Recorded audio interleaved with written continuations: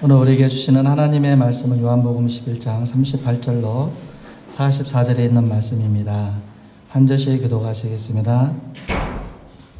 예수께서 다시 속으로 비통히 여기시며 무덤에 가시니 무덤이 구리라 돌로 막았거늘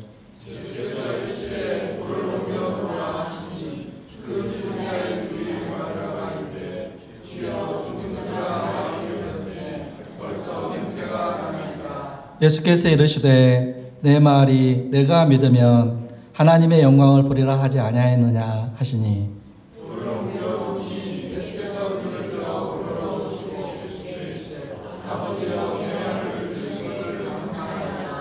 항상 내 말을 들으시는 줄을 내가 알았나이다.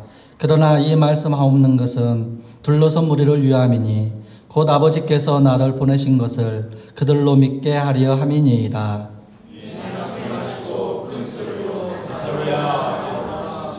같이 읽겠습니다.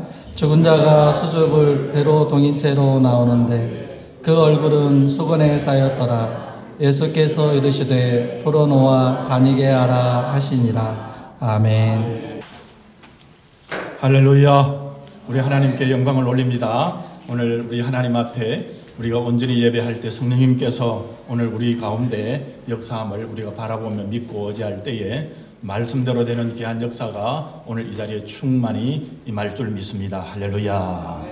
예수님은 오늘 본문에 보면 나사로가 죽은 지 4일이 지났지만 죽음에 있는 무덤 속에 있는 이 나사로를 살리셨습니다. 여러분 이제 이 사건을 보게 되면 오늘 본문에 이 직선 거리로 약 2km 정도 또 떨어져 있고 그리고는 이 길 걷는 도로로 이렇게 친다면 5km 떨어진 이 베단이라는 동네에서 일으킨 예수님의 기적이기 때문에 예루살렘의 많은 유대인들이 예수님을 죽음에서 살린 이 예수는 정말 우리의 메시아구나. 우리가 역사 속에서 그렇게 기다렸던 선지자들이 예언한 그런 메시아구나라는 사실을 믿게 되었습니다. 동시에 예루살렘에 있었던 이 종교 지도자들은 명분은 로마를 반대하는 이 반란의 싹을 자르자 제거하자 했지만은 이 기적 사건 후에 어떻게 됐겠죠?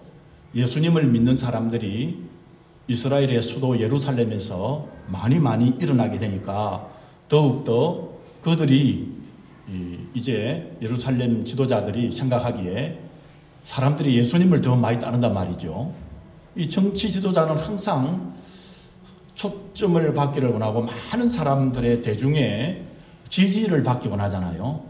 그런데 예수님에게 지지를 옮겨간다고 생각하니까 아이고 예수님을 빨리 죽이게 되겠다. 이런 계기가 되는 확정이 되는 그런 사건이 바로 오늘 요한복음 본문 11장에 예수님께서 죽은 지 4일이나 된 나사로를 살린 사건의 계기가 된 것입니다.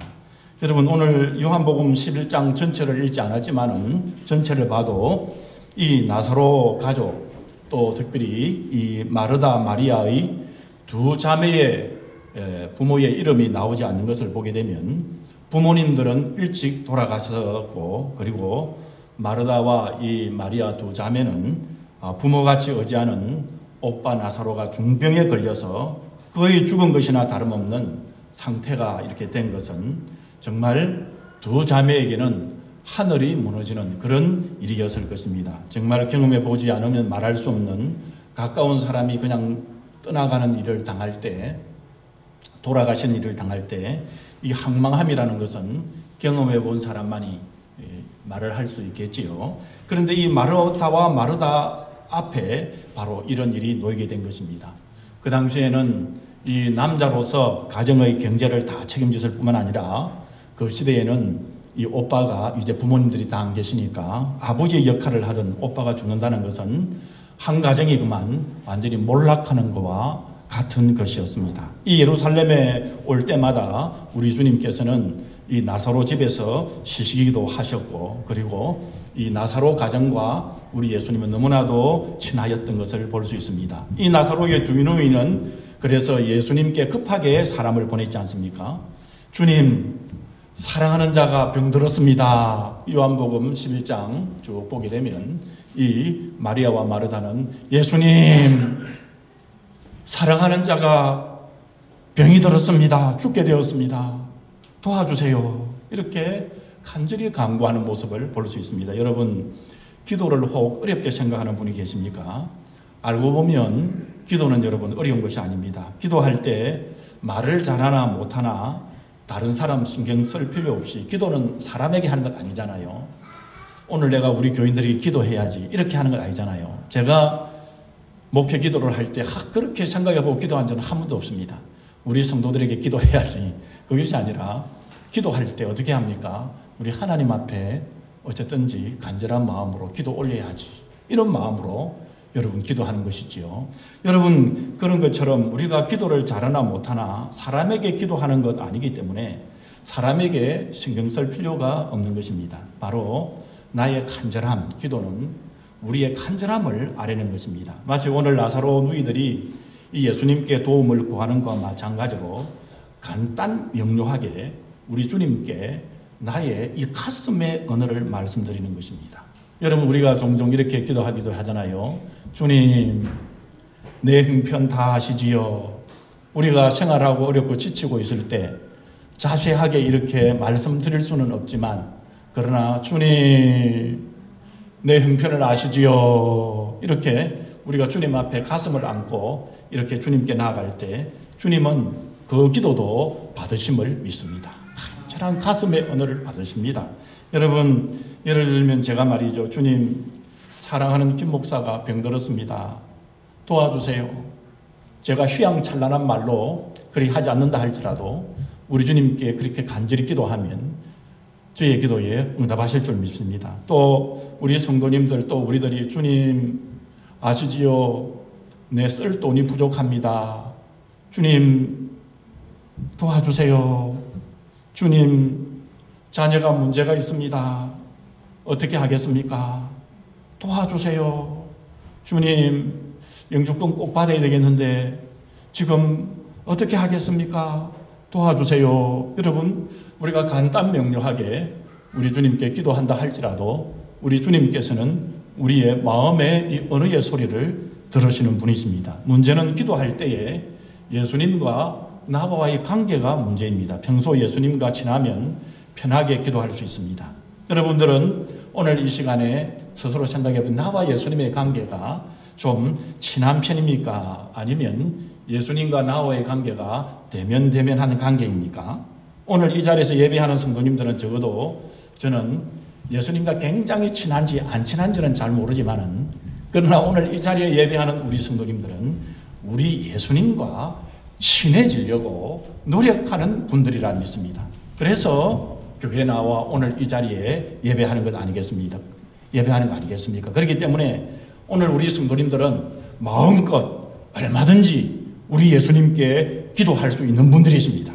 우리 예수님은 평소에 나사로 가족을 참 사랑하셨고 나사로도 예수님을 사랑했습니다. 일반적으로 병이 들면 의사를 부르는데 예수님을 부르는 것을 보면 이 나사로와 마리아와 마르다는 예수님과 많이 친하고 또 나사로 가족이 예수님을 향한 믿음도 있었다는 것을 우리는 볼 수 있습니다. 문제는 오늘 본문에 보니 예수님의 반응입니다. 성경을 보면 평소 이 정도 되면 예수님은 그들의 믿음을 칭찬하시고 우리 예수님께서 성경을 쭉 보면 수없이 병을 고쳐주셨습니다. 그러나 오늘 말씀해 보니까 그렇게 간곡한 부탁에도 예수님은 그 자리에서 이틀을 더 계셨다. 그렇게 이야기합니다. 빨리 부탁을 받으면 또 빨리 가셔야 되는데 예수님께서는 그곳에 이틀을 유하시면서 요한복음 11장 4절에 보면 이 병은 죽을 병이 아니라 하나님의 영광을 위함이요 하나님의 아들이 이로 말미암아 영광을 받게 하려 함이라 하시고는 나사로의 이 소식을 듣고 나서 이틀을 더 그 자리에 머무시고 결과적으로는 나사로가 죽은 지 4일까지 시간을 끌고 계십니다.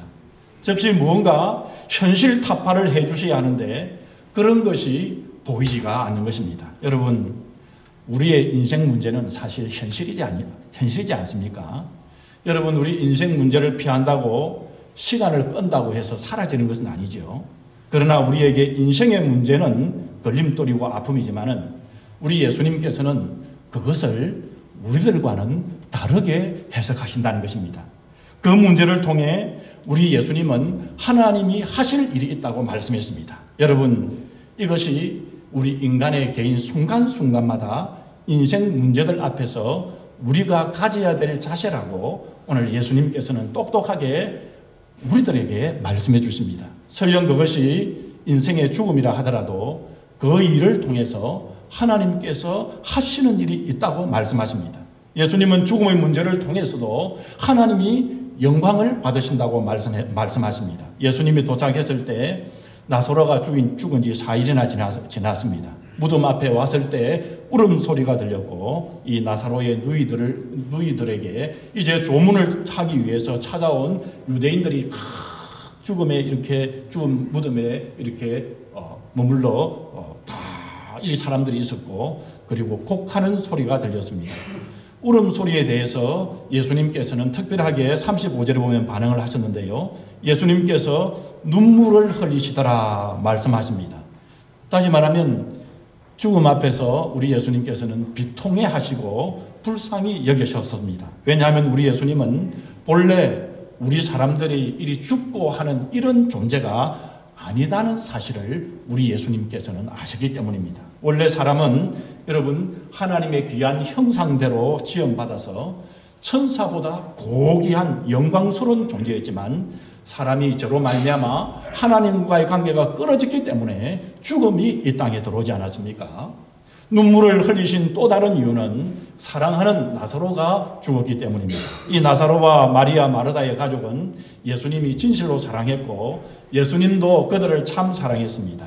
육신으로 이 땅에 오신 우리 예수님은 죄는 없으시지만 우리와 같은 육신으로 오셨기 때문에 우리 인생의 아픔을 아시고 또 우리 주님께서 자신의 이 아픔 속에서 육신이 겪는 체휼하는 경험하는 이 아픔을 그럼으로써 죽음이 오는 이 아픔을 우리 주님께서는 아시고 그들을 보시고 눈물을 흘리셨습니다. 여러분, 그리스 신화에 나오는 이야기들을 보게 되면 이 그리스에 나오는 신들은 사람과 싸움도 하고 원수도 맺고 여러분 그렇지 않습니까? 그리고 이제 그 그리스 신화의 이야기들을 보게 되면 싸움 잘하는 그 신들이 있는데 바다의 신 포세이돈 그런 거 보면 삼지창을 가지고 막 하면서 그런 것들 그리고 또 제우스 그런 신들이 여러분 하는 그런 모양이 아니라 우리 예수님은 사람들의 모든 아픔을 체휼하신 예수님이기 때문에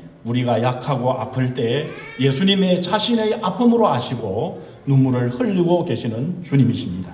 여러분 우리가 아플 때도 마찬가지입니다. 나만 아픈 것으로 끝나지 않고 우리 예수님 우리와 가까이 계셔서 우리 예수님께서 우리를 향하여 눈물을 흘리고 계시고 우리 예수님이 나와 가까이 계신다는 사실을 오늘 이 말씀을 통해서 우리는 위로를 받을 수가 있습니다. 높으신 우주의 왕이신 우리 예수님도 사람의 몸으로 오셔서 그렇게 눈물을 흘리시고 같이 아파주시고 같이 슬픔하시고 비통해 하시는데 우리도 예수님을 닮아서 우는 자와 함께 우는 성도, 아파하는 자와 함께 아파하는 우리 말씀의 성도님들이 되십시다. 여러분 기독교 신앙은 마지막까지 아픔의 눈물로만 끝나는 것이 아닙니다. 죽음에서 패배하는 그런 신앙이 아닌 것입니다. 오늘 본문을 보십시오. 무덤가에 서신 우리 예수님께서 말씀하십니다. 돌을 옮겨 놓으라. 여러분, 예수님의 이 말씀은 짧고도 명료하고 분명합니다. 무슨 말씀이십니까? 내가 죽은 지 4일이나 된 이 나사로를 살리시겠다는 말씀입니다. 이때 마르다의 반응이 39절에 보게 되면 예수께서 이르시되 돌을 옮겨 놓으라 하시니 그 죽은 자의 누이 마르다가 이르되 주여 죽은 지 나흘이나 되매 벌써 냄새가 나나이다. 시체가 썩어버렸다. 이 말씀입니다. 이 마르다의 반응과 고백이 조금도 이상하게 여기지 않는 것은 우리도 이런 상황이 된다면 아마 이 마르다와 같이 똑같이 고백할 것이기 때문입니다. 이 예수님의 말씀에 여러분 할렐루야 아멘 하면서 바로 무덤에 있는 돌을 놓으면은 여러분 옮겨 놓으면 좋지만은 여러분 어찌 그리 우리 인생의 이 본대 바탕 자체가 여러분 그 일이 여러분 쉬운 일이겠습니까? 여러분 그렇다고 여러분 마리다가 믿음이 전혀 없는 그런 여인이 아닙니다. 나름대로 죽을 병에도 불구하고 포기하지 않고 예수님께 도움을 간청할 만큼 믿음이 있는 그런 여인이었습니다. 오늘 말씀에서 우리가 신앙생활에서 발견할 수 있는 교훈은 우리가 진짜 보아야 할 것은 우리 성도들이 진짜 보아야 할 것은 상황이 아니라 상황을 넘어서 계시는 우리 예수님이십니다. 여러분 우리가 진짜 보아야 할 것은 지금 내 현실이 아니라 내 현실을 넘어선 우리 주님의 말씀입니다. 40절에 보게 되면 내 말이 내가 믿으면 하나님의 영광을 보리라 하지 아니하였느냐 말씀했습니다. 여러분 이 하나님의 영광이라는 것이 무엇입니까? 하나님의 권세, 말씀으로 창조하신 하나님의 놀라운 권능, 하나님의 위엄, 하나님께서 나타나실 때마다 이스라엘 백성들에게 나타날 때마다 불과 구름 기둥으로 인도하셨던 그 하나님의 위엄, 그 위엄이 나타난다는 말씀인 것입니다. 그런데 하나님의 영광을 나타나기 전에 하나님의 영광이 보이기 전에 요구하는 것이 우리 예수님께서 있다는 것을 우리에게 가르쳐 주십니다. 하나님의 영광이 온전히 나타나기 전에 우리 주님께서는 우리에게 믿음을 요구하신다는 사실입니다. 상식과 이성으로 볼 수 있는 일은 아니기 때문에 우리에게 믿음을 요구하는 것입니다. 내 생각에 사로잡히고 내 가치관에 갇혀있는 절대로 이해하지 못할 일이기 때문에 우리 주님께서 우리에게 믿음을 요구하시는 것입니다. 예수님의 말씀을 그대로 신뢰하는 믿음, 예수님 말씀대로 그대로 아멘하는, 진실로 그렇습니다 하는 아멘하는 믿음. 그런데 여러분 이것이 쉽지만은 않습니다. 평소에 믿음으로 살고자 고백하고 노력해도 결정적인 순간이 되면 우리는 때로 자기 경험과 이성으로 돌아가 버리고 마는 것입니다. 여러분 그런 성도들도 얼마나 많은지요. 여러분 예수님이 말씀하시는 것은 분명합니다. 상황을 보지 말고 말씀하시는 하나님을 보라는 것입니다. 여러분 성경이 요구하는 것은 간단합니다. 믿으라 그리하면 하나님의 영광을 보리라고 말씀합니다. 여러분 오늘 우리도 마찬가지입니다. 오늘 나도 하나님의 영광을 오늘 이 주일날 예배드리는 가운데 보기를 원합니까? 여러분 기도하는 가운데 하나님의 영광이 내 속에 나타나기를 원합니까? 상황을 우리 보지 말고 하나님의 말씀하는 말씀을 들으십시다. 상황을 넘어서는 살아계신 하나님의 존재를 내가 믿으십시다. 한 가지 중요한 사실이 있습니다. 그런데 여러분 예수님이 오늘 이 사건 속에서 왜 돌을 옮겨 놓으라고 하실까요? 예수님이 역사를 행하실 때 하나님이 하시는 일을 보여주시기도 하십니다. 그리고 또한 우리에게 할 일도 있다고 말씀을 하십니다. 여러분 오늘 죽은 나사로를 살리는 것은 하나님께서 하실 일입니다. 그런데 돌을 옮겨 놓는 것은 우리가 해야 할 일인 것입니다. 주님이 말씀하십니다. 배 오른편에 그물을 내려라. 물고기를 보내주시는 분은 우리 주님이십니다. 그런데 그물을 내려야 할 사람은 바로 사람입니다. 베드로고 제자들이었습니다. 내가 너로 사람을 낚는 어부가 되게 하리라는 사람을 낚는 어부로 세우는 것은 하나님이 하실 일입니다. 베드로가 할 일은 주님의 말씀을 믿고 순종하는 것입니다. 기도하는 것은 여러분 하나님께서 하실 일이 아니에요. 기도하는 일은 우리가 해야 될 일이고 여러분, 그 기도의 응답을 듣고 우리 하나님께서 그 일을 하시는 일인 것입니다. 여러분, 신앙생활의 중요한 원리가 이것입니다. 하나님께서 하시는 일은 하나님께 맡겨야 합니다. 그리고 나에게 해라고 하는 그 일에 대해서는 최선을 다해야 하는 것입니다. 여러분, 생각해 보십시오. 왕이 하는 일을 신하가 이렇고 저렇고 하면서 하려고 하면 반역죄가 되어 중벌을 받는 것처럼 하나님이 하실 일을 내가 하려고 할 때 문제가 발생합니다. 그래서 바울 사도는 하나님께서 하실 일을 하나님께 맡기고 우리 사람들이 어떻게 해야 될 건가를 가르치면서 그것을 하나님의 뜻이라고 말씀하면서 우리에게 가르쳐주지 않았습니까? 여러분, 우리가 일을 할 때 항상 기뻐하면서 하고, 그리고 쉬지 말고 기도하면서 하고, 그리고 범사에 감사하면서 우리에게 그 일을, 우리에게 주신 일을 감당하라고 하신 것입니다. 여러분, 한편 하나님의 응답이 막혀 있을 때 하나님께 기도하면서 하나님께 여러분 여쭈어 보시기를 바랍니다. 내가 하나님의 영광을 보기 위해서 옮겨 놓아야 될 일은 내가 현재 내 인생의 삶에서 현 상황에서 어떤 것입니까? 어떤 도를 하나님 내가 옮겨 놓아야 하겠습니까? 내 생각과 맞지 않지만 말씀을 의지하여 믿음으로 옮겨 놓아야 돌이 무엇입니까? 혹 그 돌 중에 내가 지금 예수님을 온전히 신뢰하지 못하는 불신의 돌이 있습니까? 혹시 내가 여전히 교회 나오고 예수님을 믿는다고 그렇게 하지만은, 그리고 교회 출석했지만은 내가 여전히 내 자신, 내 자아의 돌, 내가 스스로 내 주인이 되는 그 자아의 돌이, 내 스스로 확신하는 이 내 자아의 돌이 나에게 있습니까? 하나님, 말씀보다 나를 지배하는 나의 습관이나 나의 전통의 돌이 있습니까? 이런 영적인 방해물들, 이런 게으른 습관들을 우리 주님께서는 우리에게 옮겨 놓으라고 말씀하십니다. 그것들을 옮겨 놓고 하나님이 역사할 기회를 우리 성도님들이 주시기를 바랍니다. 그 돌들을 반드시 옮겨 놓아야만 합니다.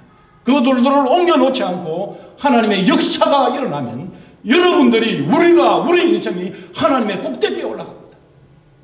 그렇기 때문에 그것은 멸망의 길입니다. 그 일이 잘 되는 것 같지만 그 일이 곧 내 인생의, 영혼의 인생의 멸망의 길이기 때문에 그 일을 하나님께서는 허락하지 않습니다. 여전히 내 인생의 돌을 막아놓고, 그런 불신의 돌을 막아놓고 한다면 그것은 바로 하나님께서 주시는 길이 아니라 하나님을 반역하고 교만하여 하나님을 떠나는 인생이 되고 말아버리는 것입니다. 여러분, 그 돌을 옮겨놓고 하나님께서 역사할 기회를 주시기 바랍니다. 어떤 상황에도 내 생각으로 인생을 결정하지 마시기 바랍니다. 이제 돌을 옮겨놓으니 예수님께서 일을 하지 않으십니까? 우리 예수님께서 죽은 자를 깨우는 예수님의 음성이 들려왔습니다. 나사로야, 나오라. 어떤 일이 일어났습니까? 죽은 지요 썩어서 냄새나는 4일이나 된 나사로가 무덤에서 걸어나갔습니다. 이것은 그냥 신화가 아니고, 이것은 옛날 설화가 아니고, 이것은 옛날에 있는 재미있는 스토리가 아니라 살아있는 역사입니다. 이 죽음이 어둠이라는 장막을 뚫고 생명의 세계로 나사로가 걸어 나왔습니다. 여러분, 요한복음에는 총 7가지의 기록들이 기록되어 있습니다. 여러분, 첫 번째 기적은 무엇입니까? 갈릴리 가나에서 물이 포도주가 된 기적입니다. 우리 구주 예수님은 새로운 시대를 열 것이라는 걸, 혼인잔치를 통하여 우리 주님께서 영원한 신랑 되시고, 그리고 우리 교회들과 우리 성도님들을 신부라고 말씀하시는 새로운 시대의 역사를 보여주는 기적입니다. 그리고 7번째 중에 마지막 기적은 죽은 나사로를 살리는 기적인데요, 오늘 본문의 죽음과 부활을 통해서 죄와 사망의 역사는 끝이 나고 새 생명의 역사가 시작되는 것을 오늘 기적을 통해서 선포하신 것입니다. 오늘 본문에 다시 살아난 나사로를 통하여 예수님께서 정말 보여주고자 하신 것이 요한복음 11장 25절에서 26절인데요. 예수께서 이르시되 나는 부활이요 생명이니 나를 믿는 자는 죽어도 살겠고 무릇 살아서 나를 믿는 자는 영원히 죽지 아니하리라. 이것을 너가 믿느냐?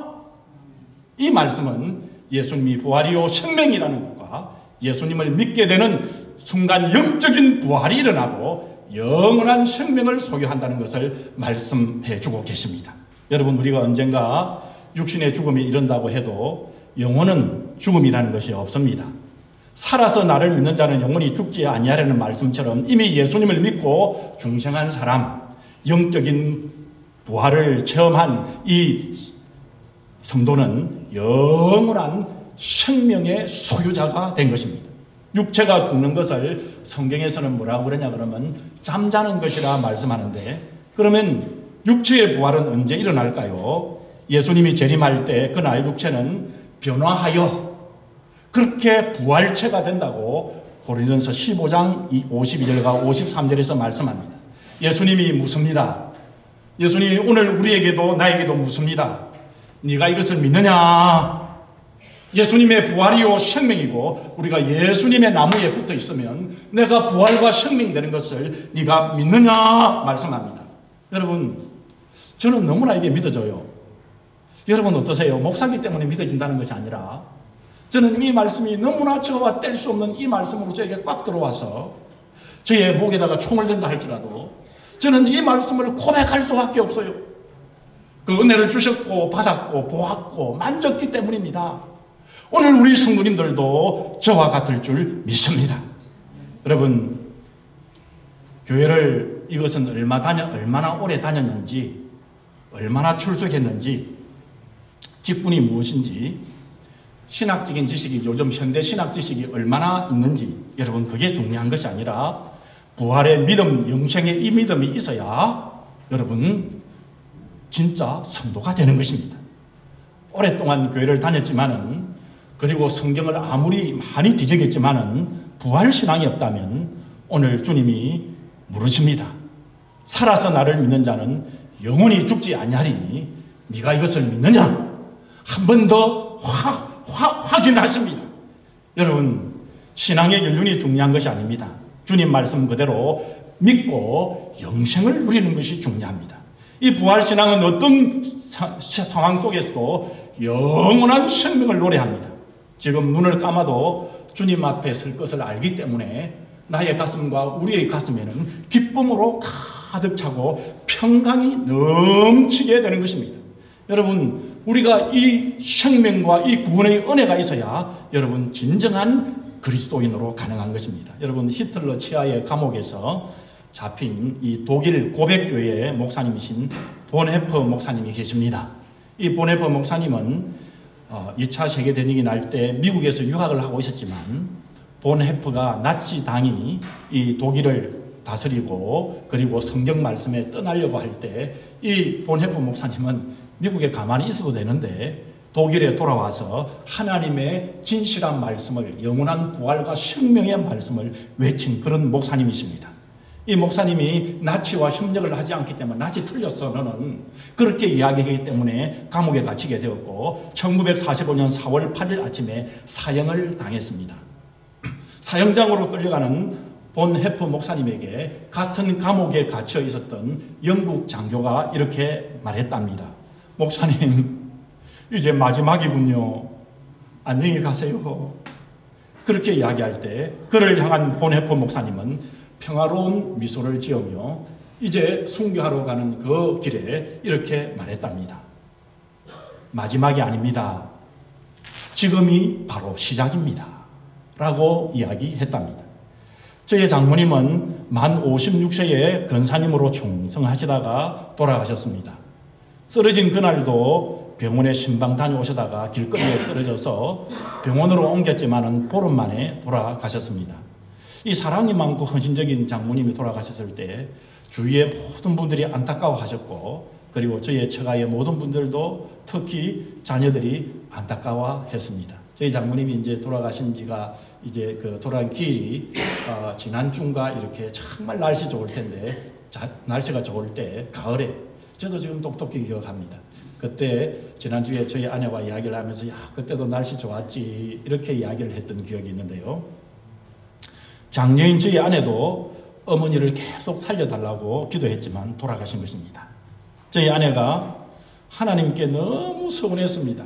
여러분, 저와 여러분도 그렇지 않겠습니까? 저도 그랬는데요. 살려달라고 그렇게 기도했는데 돌아가신 너무너무 서운해서 하나님, 나의 기도를 안 들어주시니 너무 서운합니다. 그렇게 하나님께 자꾸 그렇게 서운합니다. 하나님, 왜 기도를 안 들어주십니까? 56세면 그렇게 많은 나이도 아니고 젊은 나이인데, 그렇지만 저희 장모님이 좀 일찍 결혼을 해서 자녀가 4명인데 2명은 결혼을 했습니다. 저희 집 사람이 장녀인데요. 그래서 자녀 둘이는 아직 자녀 둘이가 남았습니다. 이제 그 당시에. 그래서 저희 아내가 서운하면서 그렇게 기도를 했답니다. 그때 하나님께서 저희 아내에게 너가 15년 전에 너의 엄마가 지금같이 무덤의 문턱에 있었을 때에 너가 기도하지 아니하니 히스기야 왕처럼 단지 15년만이라도 어머니 생명을 연장해달라고 기도하지 않았니? 그리고 그 후에 저의 장모님이 하나님의 품에 평안한 모습으로 안겨있는 것을 보여주셨답니다. 그래서 놀라서 그때 해수를 세어보니 그때 딱 기도한 후에 15년이 지나고 장모님이 예수님을 잘 믿고, 그 당시 이제 모든 시댁들이 이 유교에 사로잡혀가지고 저희 장모님을 예수 믿지 못하게 만들었거든요. 그래가지고 모든 가족들이 이 교회 나오지 않고 유교에 다 사로잡히고 저희 아내만 교회 나오는 그런 때였는데, 그리고 이제 15년이 지나고 나서 보니까 어머니가 예수를 잘 믿고 모든 가족들이 예수님을 믿고 어머니가 가정을 위해서, 교회를 위하여, 이웃을 위하여 충성하다가 예수님의 향기를 나타내고 가장 좋은 때에 하나님께서 저희 장모님을 천국으로 부르신 것을 저희 아내가 하나님의 은혜로 알게 되고, 그리고 평안을 가지게 되고 하나님께 감사하였다라는 간증을 들은 때때로 듣습니다. 아마 우리 성도님들께서도 아시는 분은 아실 줄 압니다. 저와 저희 아내는 목사이기 이전에 부활신앙을 가진 성도로서 저희 장모님에게는 저희 장모님이 가장 좋은 때에, 가장 아름다운 때에 십자가를 지신 예수님이 저희 장모님의 영혼을 더 좋은 것으로 천국으로 옮기시고 하나님의 품에 품으시는, 아브라함을 그렇게 품은 것처럼 그렇게 옮기셨다는 것을 우리는 믿습니다. 오늘 본문은 성경 전체에서 가장 위대한 말씀 중에 하나인 십자가를 넘어선 부활, 영원 생명을 말씀하십니다.